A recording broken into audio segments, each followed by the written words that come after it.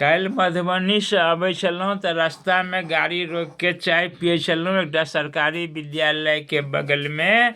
तहन सरकारी विद्यालय में एकटा छात्र अपना वर्ग शिक्षक से सवाल क्वेश्चन राइज केलखिन तऽ कहलखिन जे सर यौ एकटा बात हमरा दिमाग में नहीं काम करैया, दिमाग में नचैया जे कुंभकर्ण राक्षस छलै, सुपर्णरेखा राक्षस छलै, तऽ सब राक्षस छलै आ लंका में सब राक्षसे छलै, तऽ ओहिए लंका में रावण केना भऽ गेलै ब्राह्मण, रावण केना भऽ गेलै ब्राह्मण, और रावण से पुरोहित बना, रावण के पुरोहित मान के भगवान श्री रामचंद्र जी सेतवान रामेश्वर के बांध के पूजा पाठ केलखिन और सेतवान रामेश्वर के स्थापना केलखिन, से केना भऽ गेलै।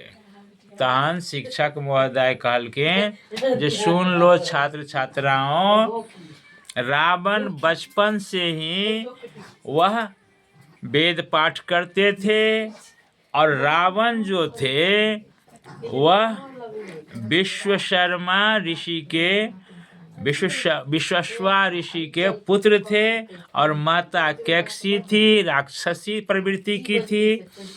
तो माता पिता राक्षस होने से ही वह राक्षस नहीं हो जाता है।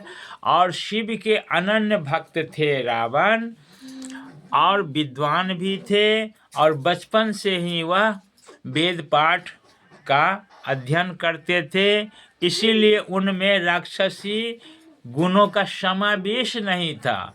बाकी उनके भाई पुत्र बहन सब में राक्षसी प्रवृत्ति का समावेश था और वे लोग मायावी भी होते थे।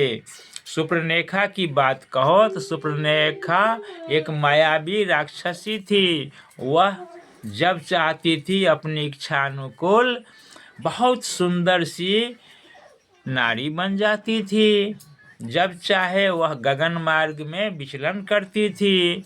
इसीलिए ध्यान से सुन लो कि राक्षस कुल में भी जन्म लेने के उपरांत सब राक्षस नहीं होते हैं।